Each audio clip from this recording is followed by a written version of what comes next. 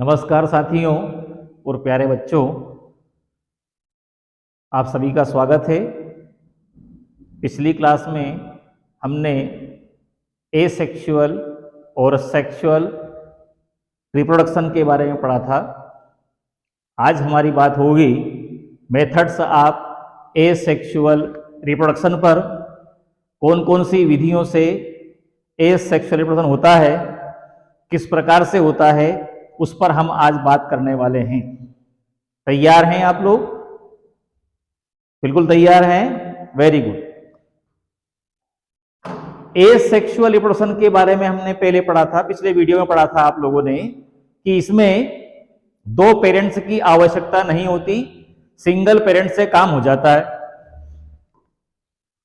दूसरी बात की थी हमने इस पर कि इसमें गैमीट, स्पर्म और ओवम, शुक्राणु और अंडाणु की आवश्यकता नहीं होती, यह भी आपको आता है। जब इनकी आवश्यकता नहीं होगी तो फर्टिलाइजेशन भी नहीं होगा, निषेचन भी नहीं होता है इसके अंदर। और जब निषेचन नहीं होगा तो जायगोट बनेगा क्या? नहीं बनेगा। तो जायगोट भी नहीं बनता, और जायगोट नहीं बनेगा तो एम्ब्रियो बनेगा क्या? वो भी नहीं बनेगा। और जब फर्टिलाइजेशन नहीं हो रहा है, गैमीट नहीं बन रहे हैं, जायगोट नहीं बन रहा है, एम्ब्रियो नहीं बन रहा है, तो जो समय है, जो एसेक्सुअल समय है, वो बहुत कम लगेगा, कम समय में होने वाला जनन है। ऐसा आप पिछले वीडियो से जानते हैं। आज हम बात करेंगे एसेक्सुअल रिप्रोडक्शन की जो मेथड्स हैं, कौन कौन सी विधियां हैं, उन पे हम आज बात करने वाले हैं। अलग अलग विधियां लिखी हुई है। एक विधि है इसमें विखंडन, फिजन, ऐसा होता है अमीबा के अंदर, और भी जीवों में होता है। खंडन, फ्रेगमेंटेशन, ये होता है सामान्य रूप से कुछ एल्गी रहती है, स्पाइरोगोरा यहाँ नाम लिखा हुआ है, इसमें होता है। मुकुलन की जो क्रिया है, बडिंग, ये हाइड्रा में होती है। साइकान, स्पंज रहता है, उसके अंदर होती है। जेम्यूल फॉर्मेशन, ये केवल साइकान के अंदर होगा। पोरीफेरा संघ के कुछ जंतु रहते हैं, उनके अंदर होगा जेम्यूल निर्माण, जेम्यूल फॉर्मेशन। रीजनरेशन की जो क्रिया रहती है, पुनरुद्भवन या पुनर्जनन, ये क्रिया होती है प्लेनेरिया में और हाइड्रा में। प्लाज्मोटोमी, प्लाज्मोटोमी के अंदर जो प्रोटोप्लाज्म रहता है, साइटोप्लाज्म रहता है, दो कोशिकाओं का, वो मिलता है, ऐसा पैरामीशियम में होता है। बीजाणु निर्माण की जो क्रिया है, इसको बोलते हैं स्पोरुलेशन या स्पोर फॉर्मेशन। बीजाणु का निर्माण ये होता है म्यूकर में, ये एक प्रकार का कवक होता है। तो ये सब लिखी हुई है एसेक्सुअल रिप्रोडक्शन की मेथड्स, विधियां। किस जंतु में किसके द्वारा, कौन सी विधि के द्वारा अलैंगिक जनन होता है, वो यहां उदाहरण सहित यहां पे लिखा हुआ है। अब हमको इन विधियों के बारे में, जो विधियां हैं, 6-7 विधियां लिखी हुई है यहां पर, उनमें से कुछ विधियां हमको आज पढ़ना है। सबसे पहले बात करेंगे हम विखंडन पर। विखंडन मतलब फिजन। तो जो विखंडन की क्रिया है, इसकी जो विशेषता है वो ये है कि ये जो क्रिया है, इसके अंदर क्या होता है, जैसे मान लो ये अमीबा है। अमीबा अच्छा है क्योंकि जैसा बनाओ वैसा सही होता है, इसका आकार अनिश्चित होता है। तो ये अमीबा बना दिया मैंने। इस अमीबा के अंदर अगर हम विखंडन की बात करें, फिजन की बात करें, तो सबसे पहले क्या होगा, ये जो अमीबा है, इस अमीबा के अंदर जो न्यूक्लियस है, इसमें एक न्यूक्लियस बना रखा है, ये यहां पे न्यूक्लियस मतलब केंद्रक। तो ये जो न्यूक्लियस है, ये पहले या तो 2 भागों में या 2 से अधिक भागों में टूट जाएगा। मतलब केंद्रक का, न्यूक्लियस का विभाजन होगा तो ये इस अमीबा की स्थिति ऐसी हो जाएगी, ये दो केंद्रक बन गए इसके अंदर। ठीक है, ये किसका विभाजन हुआ? केंद्रक का। उसके बाद अब इसके अंदर, इसी सेल के अंदर ये यहां पे एक लिक्विड रहता है, इसको बोलते हैं साइटोप्लाज्म। तो दूसरी स्टेप में इसका साइटोप्लाज्म उतने ही भागों में विभाजित होगा जितने भागों में केंद्रक विभाजित हुआ है। तो केंद्रक एक बार विभाजित हुआ, दो बन गए, तो इसका जो साइटोप्लाज्म है, इसका जो कोशिका द्रव्य है, ये भी दो भागों में डिवाइड होगा। और डिवाइड कैसे होगा? ये डिवाइड ऐसे होगा भैया, ये देखिए, इसको अगर देखोगे आप लोग तो इसका जो विभाजन होगा वो इस प्रकार से होगा। ये एक न्यूक्लियस, ये दूसरा न्यूक्लियस, और ये इसका जो साइटोप्लाज्म है ये आधा इधर इकट्ठा हो जाएगा, आधा इधर इकट्ठा हो जाएगा। आगे की जो क्रिया होगी वो इस प्रकार से होगी, ये दोनों के बीच में खांच बन गई है। अब आगे ये खांच और गहरी होगी तो ऐसी कंडीशन बन जाएगी, एक अमीबा ये और एक अमीबा ये दो बन गए अमीबा। तो पहले क्या हुआ? पहले हुआ केंद्रक का विभाजन। केंद्रक का विभाजन होता है उसको बोलते हैं कैरियोकाइनेसिस। कैरियोकाइनेसिस मतलब केंद्रक का विभाजन। ये पहले होगा, ये पहली स्टेप होगी। उसके बाद में ये यहां से क्या शुरू हुआ? साइटोप्लाज्म का, कोशिका द्रव्य का विभाजन। तो इसको हम बोलेंगे साइटोकाइनेसिस। ये सेकंड स्टेप होगी। मतलब जब भी किसी जीव के अंदर विखंडन या फिजन होगा तो पहले उसका न्यूक्लियस और बाद में उसका साइटोप्लाज्म विभाजित होगा। ठीक है, विखंडन की जो विशेषता है वो ये है कि इसमें पहले केंद्रक का और उसके बाद कोशिका द्रव्य का विभाजन होता है। ठीक है, ठीक है ना? ओके। दूसरी बात इसकी ये है कि इसमें जितनी कोशिका बनेगी, जैसे दो कोशिका बनी तो दोनों कोशिकाएं लगभग बराबर होती है। ठीक है, ये हुआ विखंडन, फिजन। अब ये जो विखंडन की क्रिया है इसमें यहां तो हमने एक अमीबा से दो अमीबा बनाए। कभी कभी क्या होता है, एक से ज्यादा ही बन जाते हैं।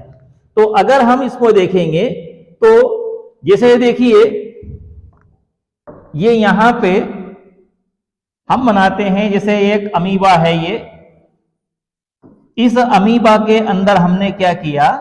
इस अमीबा के अंदर हम पहले इसके न्यूक्लियस को दो भाग में डिवाइड कर देंगे और अगले स्टेप में क्या करेंगे, इसका जो न्यूक्लियस रहता है, इसके न्यूक्लियस के साथ इसके साइटोप्लाज्म को डिवाइड कर देंगे। तो इससे बाद में कितने ये बनेंगे? इससे बाद में दो अमीबा बन जाएंगे। ये यहां से यहां तक की प्रोसेस। ठीक है, अगर दो अमीबा बनते हैं तो उस कंडीशन को कहा जाता है बाइनरी फिजन, द्विविखंडन। अब कभी कभी क्या होता है, कभी कभी ऐसा हो जाता है कि जैसे ये देखिए, ये अमीबा है, हम इधर चलते हैं। अगर ये अमीबा है तो इस अमीबा के अंदर पहले क्या हुआ? पहले इसके केंद्रक का विभाजन हुआ। तो हमने इसके केंद्रक को चार टुकड़े में तोड़ दिया। यहां पे दो टुकड़े कर दिए थे केंद्रक के, यहां पे हमने चार टुकड़े कर दिए। जितने केंद्रक के टुकड़े होते हैं, अगली स्टेप में क्या होगा, उतने ही कोशिका द्रव्य के टुकड़े हो जाएंगे। तो एक भाग ये, एक ये, देखिए ये, इसके बाद में ये। अब एक केंद्रक यहां है, एक यहां है, एक यहां है और एक यहां है, 4 केंद्रक हैं। और हमने ऐसे खांच बना दी इसके अंदर और ऐसे खांच बना दी। तो अगली स्टेप क्या होगी?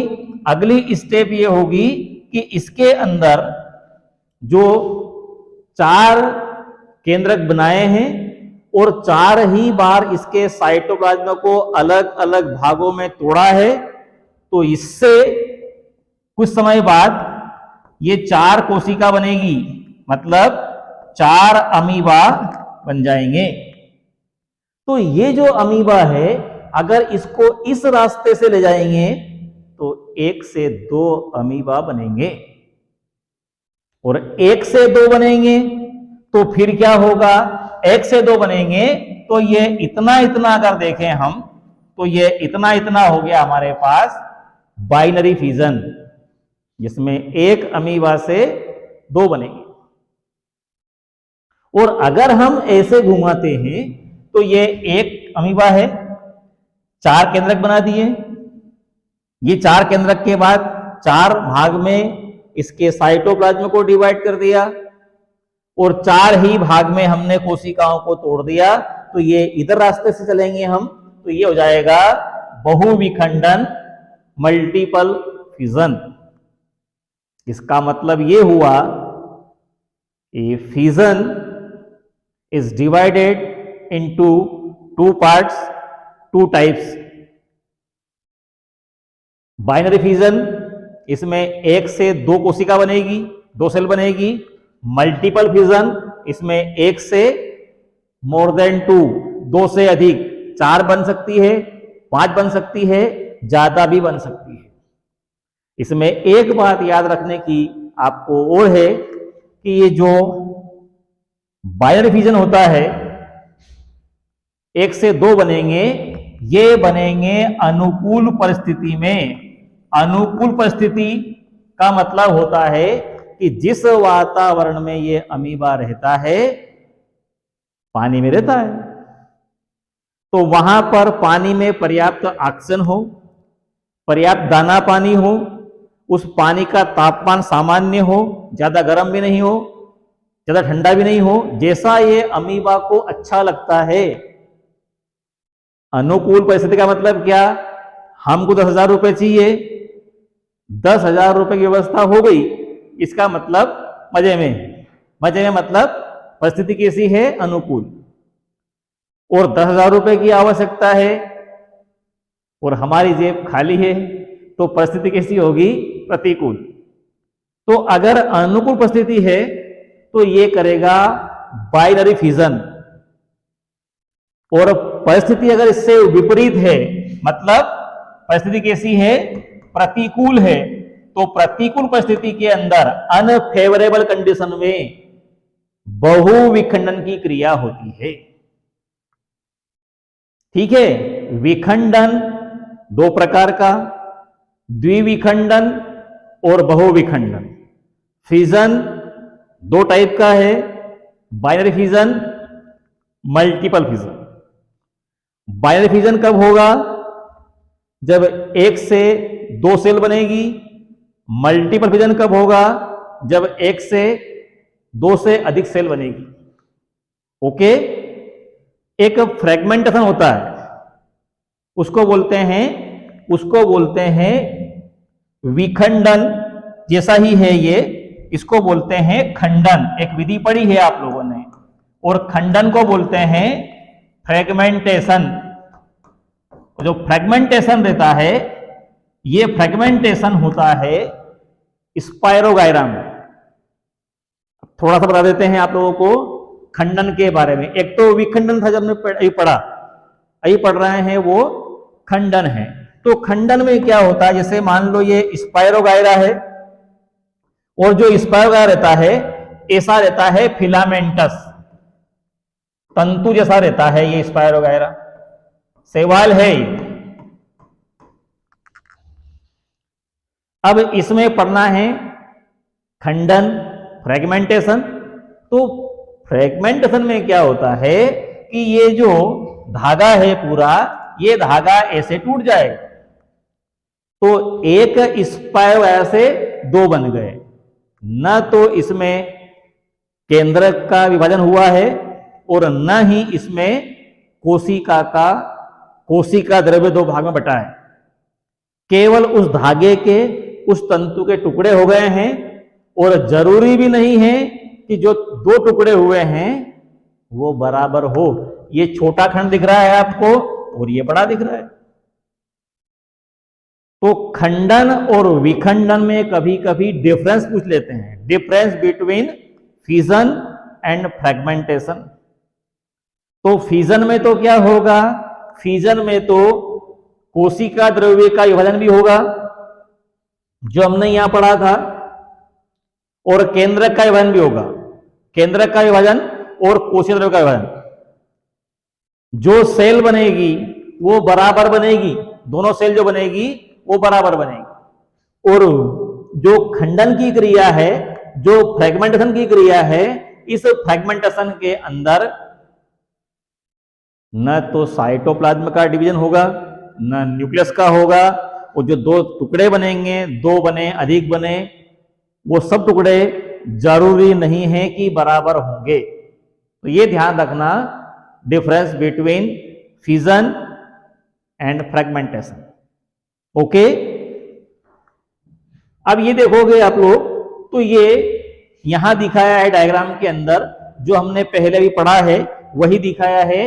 अमीबा के अंदर देखो, ये अमीबा है, इसके केंद्रक के दो टुकड़े हो गए, उसके साथ ही टुकड़े हो गए किसके, साइटोप्लाज्म के। तो ये एक से दो अमीबा बन गए, और ये जो दो अमीबा बने हैं ये दोनों अमीबा बराबर हैं।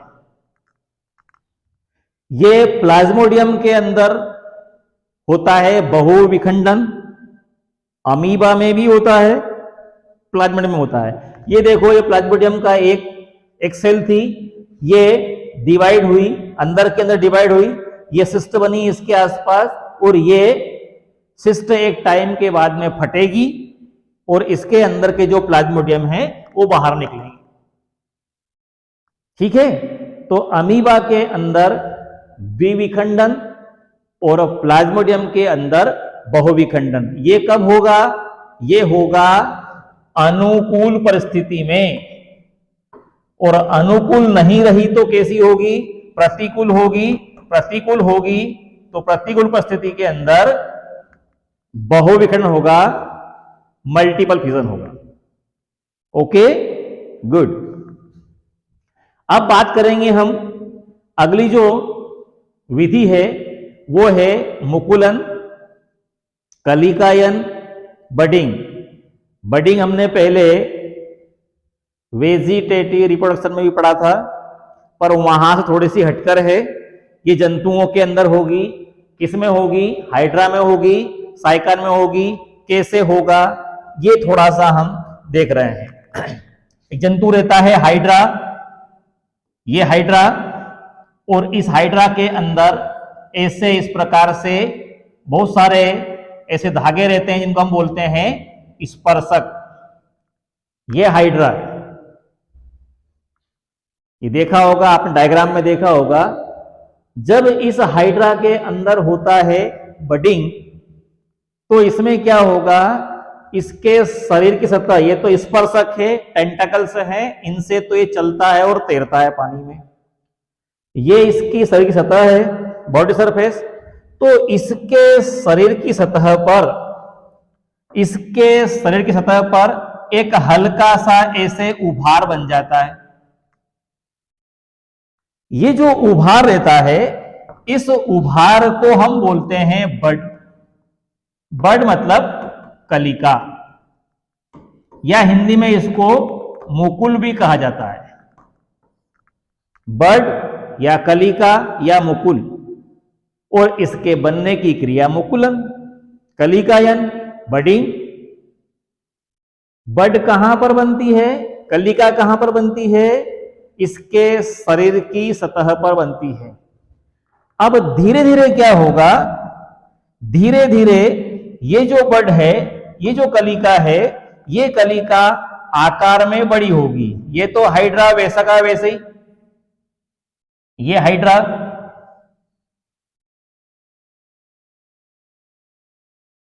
और इस हाइड्रा के शरीर की सतह पर हमने क्या बनाई थी, बड बनाई थी। ये बड और थोड़ी सी आकार में बड़ी हो गई, ये यहां से यहां आ गए। जो बड है, कलिका है, वो ग्रोथ कर रही है, बड़ी हो रही है। अब बड़ी होगी तो अगले डायग्राम में हम इसको और बड़ा कर देंगे, और बड़ा करेंगे तो ये हाइड्रा वैसा का वैसे ही, ये हाइड्रा के स्पर्शक ये बनाना पड़ेंगे, है ना। थोड़ी प्रैक्टिस करोगे तो ये बन जाएंगे, नहीं तो बड़ा ऐसा लगेगा अजीब सा। ये हाइड्रा है और इस हाइड्रा के अंदर हमने क्या बनाए रखी है, हमने बना रखी है ये बना रखी है बड। और ये जो बड है, इस बड के अंदर भी वो सारे छोटे छोटे स्पर्शक बन जाते हैं। अब इस एक हाइड्रा में दो हाइड्रा बन गए, एक बड़ा है, पुराना है, जो सफेद रंग से बना हुआ है, एक नया बना दिया हमने बड से, ग्रीन कलर का बना हुआ है। तो हम ये यहां पे बता देंगे कि जो पुराना वाला है वो तो होगा, पुराना वाला है उसको तो हम मान लेते हैं इसका पेरेंट है, इसके पिताजी हैं या मम्मी हैं। और ये जो साइड में बना हुआ है ये होगा डॉटर हाइड्रा, जो नया इससे बना हुआ है, जुड़ा हुआ है अभी। जब तक दोनों की बनती रहेगी तब तक ये साथ में रहेंगे। जब बनना बंद हो जाएगी तो ये जो हाइड्रा है, जो बना हुआ है डॉटर हाइड्रा, वो अगली स्टेप में हम इस पुराने वाले हाइड्रा से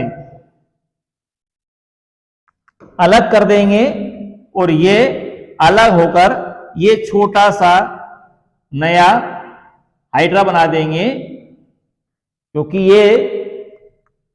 ये जब छोटा वाला हाइड्रा बड़ा हो जाता है तो इसके जो पेरेंट्स हैं वो पुरानी विचारधारा के हो जाते हैं। और फिर ये छोटा वाला कहता है कि पिताजी, पापा जी, आपके तो विचार बहुत पुराने हैं, नए जमाने साथ मिलते नहीं है। तो ये डॉटर हाइड्रा इस पेरेंटल हाइड्रा से अलग हो जाता है। ये पूरी प्रक्रिया कहलाती है मुकुलन, बडिंग। एक बार फिर देखिए, जब हाइड्रा के अंदर बडिंग होने वाला होता है तब इसके शरीर की सतह से एक उभार बनता है। उस उभार को बड या कलिका या मुकुल कहा जाता है। इसके बनने की जो क्रिया है उसको कहा जाता है मुकुलन या बडिंग। धीरे धीरे ये कलिका आकार में बड़ी होती है। इस कलिका के अंदर वो सारे अंग बन जाते हैं जो इस हाइड्रा के अंदर रहते हैं। सारे अंग बनने के बाद में ये जो डॉटर हाइड्रा है ये पेरेंटल हाइड्रा से अलग हो जाता है। ये क्रिया कहलाती है मुकुलन की, बडिंग की। इसमें ये दिखा सकते हैं, आप लोग देख सकते हैं, ये हाइड्रा है, इसमें ये हल्की सी कलिका बनी हुई है, ये बड बनी हुई है। ये बड धीरे धीरे आकार में बड़ी होगी। आकार में बड़ी होने के बाद में इसमें वो अंग बन रहे हैं, सारे टेंटाकल्स वगैरह। और अंग बनने के बाद में इस पेरेंटल हाइड्रा से, ये पेरेंटल हाइड्रा से ये डॉटर हाइड्रा अलग हो जाएगा। ठीक है। ये जो क्रिया है, ये क्रिया साइकान के अंदर भी होती है। साइकान आपने देखा होगा, ये साइकान इस प्रकार का जंतु रहता है, ये साइकान स्पंज। ये अब ये साइकान है, इस साइकान के अंदर, ये साइकान के अंदर ये क्या है, ये इसकी ब्रांच है, ये मेन ब्रांच है, ये साइड ब्रांच है, और ये छोटी सी बन रही है यहां पर बड, इसको बोलते हैं कलिका। अगली स्टेप में क्या होगा, अगली स्टेप में ये जो बड है ये आकार में और बढ़ जाएगी, ये मेन ब्रांच इसकी, ये साइड की ब्रांच, और ये इसकी जो बड थी वो, ये देखिए ये बड आकार में बड़ी होगी। धीरे धीरे जो बड है कलिका है वो बड़ी होगी, और मैंने अभी बताया था आपको कि अगर इनकी बनती रहेगी तो ये पेरेंटल ब्रांच है, ये डॉटर ब्रांच है, बनती रहेगी तो साथ में रहेंगे, और नहीं बनेगी तो ये जो ब्रांच है ये यहां से इससे अलग हो जाएगी। कैसे? ये इस तरह से, और ये जो ब्रांच थी ये तो यहां रही जाएगी इस तरह से, और ये जो ब्रांच रहेगी ये यहां से इससे अलग होकर ये नए स्पंज का निर्माण करेगी बाद में। तो बडिंग की क्रिया साइकान में भी होती है और बडिंग की क्रिया हाइड्रा में भी होती है। ठीक है, तो बडिंग में कोई दिक्कत नहीं है, फ्यूजन में कोई दिक्कत नहीं है, फ्रैगमेंटेशन में कोई दिक्कत नहीं है। Very good. अब इसके बाद देखिए एक छोटी सी विधि है जेम्यूल फॉर्मेशन, जेम्यूल का निर्माण। हम क्या पढ़ रहे हैं? हाँ, एसेक्सुअल रिप्रोडक्शन की विधियां, ये तो उसी को भूल जाओ, है कि नहीं? एसेक्सुअल रिप्रोडक्शन की विधियों में अगली विधि है जेम्यूल फॉर्मेशन, जेम्यूल का निर्माण। कैसे होता है ये थोड़ा देखिए। तो ये जेम्यूल निर्माण जो होता है वो केवल होगा साइकान के अंदर, एक संघ रहता है पोरीफेरा, इस पोरीफेरा संघ के जंतुओं के अंदर जेम्यूल का निर्माण होता है, और उसी संघ का सदस्य है साइकान। जेम्यूल का निर्माण कैसे होता है उसको हम पढ़ेंगे। तो अगर ये देखा जाए कि जैसे मान लो ये स्पंज है, ये स्पंज साइकान,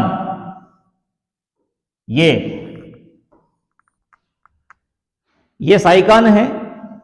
इस साइकान के अगर बाहर कोई आउटग्रोथ हुई है तो इस आउटग्रोथ को हम क्या बोलते हैं? इसको तो हम बोलते हैं बड, और इसके बनने की जो क्रिया रहती है उसको हम बोलते हैं बडिंग।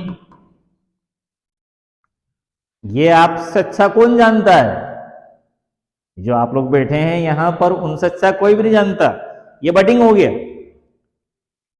अब जो स्पंज रहते हैं, ये साइकान रहता है, इस साइकान के अंदर, इसके शरीर के अंदर एक खोखली गुहा रहती है। ये तो इसकी सतह हो गई, और इसकी सतह के अंदर जो बीच में देखोगे आप, तो ये बीच वाले भाग के अंदर ये जो भाग दिख रहा है इसको बोलते हैं स्पंजोसील। ये क्या है? ये है स्पंजोसील। स्पंज में पाई जाने वाली कैविटी, स्पंज में पाई जाने वाली गुहा कहां पे है? इस स्पंज के अंदर। हम पढ़ क्या रहे हैं? हम पढ़ रहे हैं जेम्यूल फॉर्मेशन कैसे होता है।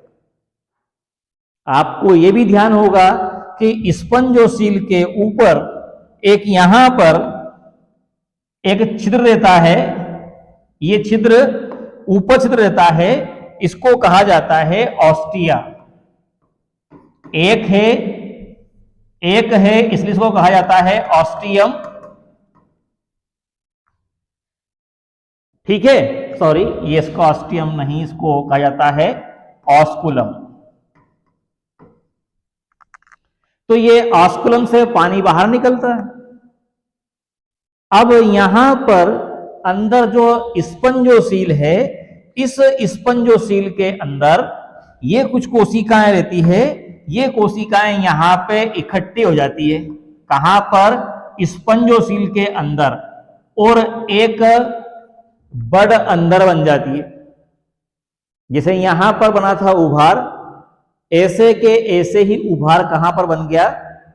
ऐसे के ऐसे ही उभार बन गया स्पंजोसील अंदर। ये जो अंदर उभार बना हुआ है ये उभार कुछ टाइम के बाद में परिपक्व हो जाता है भैया, अंदर जाके ये कुछ टाइम के बाद पुराना हो जाएगा, परिपक्व हो जाएगा। इस उभार को हम बोलते हैं जेम्यूल, और इसके बनने की क्रिया को कहा जाता है जेम्यूल फॉर्मेशन, जेम्यूल निर्माण। कहां पर बना? स्पंजोसील के अंदर। और जब ये बन जाएगा, जब ये मैच्योर हो जाएगा, जब ये जेम्यूल परिपक्व हो जाएगा, तो जो पानी इसमें से बाहर निकलता है आस्कुलम से, उस पानी के साथ ये जेम्यूल कहां निकलेगा? बाहर। और किसी भी आधार से ये चिपक जाएगा। कौन? जेम्यूल। ये जेम्यूल चिपक गया आधार से पानी के अंदर, और ये आगे बड़ा होगा तो ये क्या बनाएगा? ये बना लेगा फिर नया साइकन, नया स्पंज। कुल मिलाकर बडिंग और जेम्यूल निर्माण, इन दोनों में थोड़ा सा अंतर है। अगर बाहर की ओर शरीर के सतह के बाहर उभार बनता है तो उसको बड कहा जाता है, उसके बनने की क्रिया को बडिंग कहा जाता है। और अगर कुछ कोशिकाएं स्पंजोसील के अंदर अरेंज हो जाए, मिल जाए, जुड़ जाए, संयुक्त हो जाए, तो उन कोशिकाओं के समूह को हम कहेंगे जेम्यूल।